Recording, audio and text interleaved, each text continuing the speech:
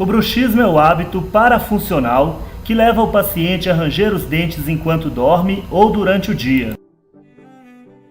É observado em pacientes de todas as idades.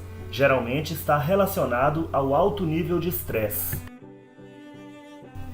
Quando ocorre em forma de apertamento dos dentes, é chamado de bruxismo cêntrico.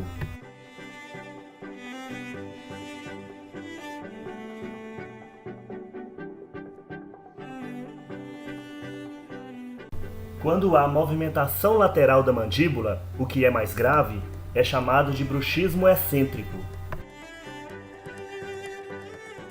O bruxismo pode ter consequências desastrosas, como desgaste da estrutura dental e retração gengival. Também traz consequências ao sistema estomatognático, além da abfração.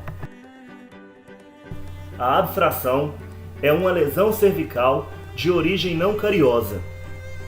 Ela é causada pela repetida pressão que o bruxismo causa sobre os dentes. Nesses casos, a força aplicada na arcada dentária causa flexão das cúspides e uma grande concentração de estresse é desenvolvida na região cervical do dente, causando danos ao esmalte.